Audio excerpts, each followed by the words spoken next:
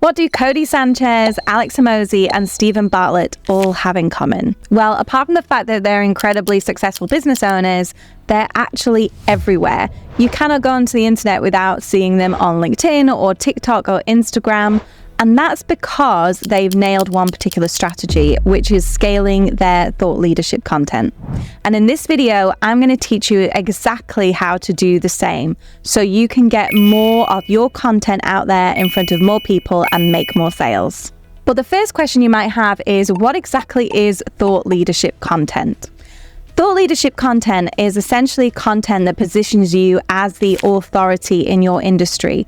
It's the content that makes you become well known amongst your peers and amongst your potential clients as well. It means that you are able to influence people's opinions and even influence their decisions as well. Becoming a thought leader is what everyone should aspire to be in their own industry. And even though it can sound a little bit cringy, even by marketing standards, it is something that we should all be aiming for. So how do you scale thought leadership content? So there's a pretty simple process that you can follow to actually scale your content in a way that gets it in front of as many people as possible. And I'm going to tell you exactly those steps to take.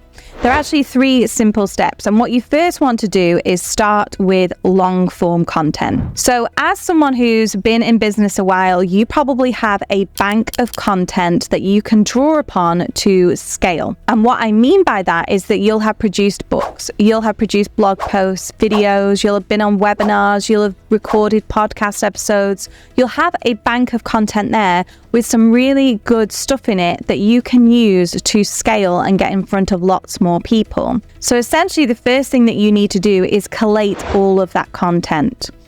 It doesn't matter if you think, oh, there's not that much good stuff in here. There will be some good, juicy things in there. It's just about what we do in the next step, which is kind of honing in on what those things are. But make sure you collate all that content. If you haven't already got any content at all, then at this point you should be focusing on creating content. So don't think about scaling at this point. We're talking about scaling now. If you haven't created any content at all, you need to start creating content now before you even think about scaling it. So imagine you have all this content. You've got all these blog posts, these videos, you've got a book, you've got webinars that you've been on. What do you actually do with that content? How can you repurpose that and redistribute it everywhere in front of more people? Well, that brings us on to the next step, which is actually how you're going to pull all the really good stuff out of that content to then scale it. So what you want to do is look at your content and pull out the juiciest stuff. And what I mean by that is you need to pull out the stuff that is absolutely nowhere on the internet, that is completely and uniquely yours. We're not talking about regurgitating what's already out there, because there's no point in scaling that. When you've got things like ChatGPT being able to do that for you, there's absolutely no point you saying exactly the same thing as 10 other people have said before you. This is where you have to pull out the stuff that is uniquely yours. So what you're looking for is the following. You're looking for your methodologies, your frameworks, your experiences, your opinions, your case studies, anything that no one else has said before that's based on you and you alone. That is the stuff that you need to pull out of your longer form content. It actually helps if you get someone else to do this for you, because sometimes we can kind of underestimate or undervalue the things that we say. Whereas when someone else hears it, they say, oh, that's really, really good.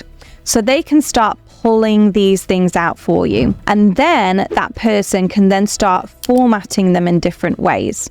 So for example, if you have a really good story, they might be thinking, okay, this would make a really good LinkedIn post. This would make a really good image on Instagram with maybe a quote on it. And all of a sudden, if you've got someone dedicated to actually doing this job in your business, where they're pulling all the really, really good things out of the content that you've already created, that's when you can really expand on the brilliant knowledge you've already put out there and get it in front of more and more people.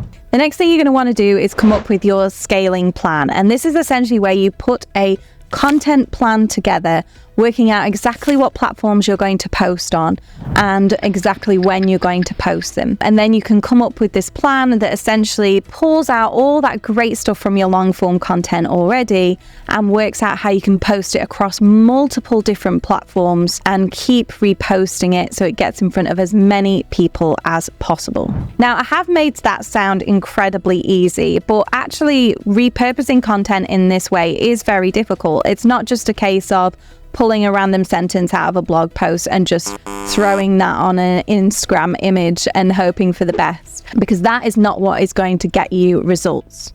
So I'm going to give you an example of exactly how I would scale thought leadership content.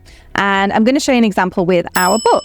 And a book is a great piece of thought leadership content because you've usually put a lot of time and energy into it, and it's not something that can be found elsewhere. It is uniquely yours. So what I would do with this is I would firstly look at the entire methodology in the book. And the methodology is based on 8 pillars of content. So I think, okay, great. What can I do with those 8 pillars of content that are described in the book?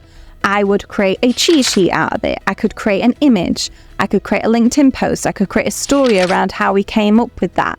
And all of a sudden, if you can imagine that you did that for every single page in the book and you're just pulling out good things and thinking, how could I transform this into different content types? Then all of a sudden you've got a massive amount of content to actually look at. And this is exactly what we do for our clients. We take their amazing long form content that they've created already and we can transform it into different things. But it still takes a lot of work. It will still take a graphic designer. It will still take a copywriter, a video editor if you're repurposing into video. So it is a lot of management and, a lot of skills needed to actually do this. But it is worth it because you are getting your content out there in front of many, many more people. So those are some tips on how to scale your thought leadership content. And if you want more tips like this, do hit the subscribe button. And I would love to hear your thoughts on this as well. Have you tried this before? Have you found it difficult? Let me know in the comments below.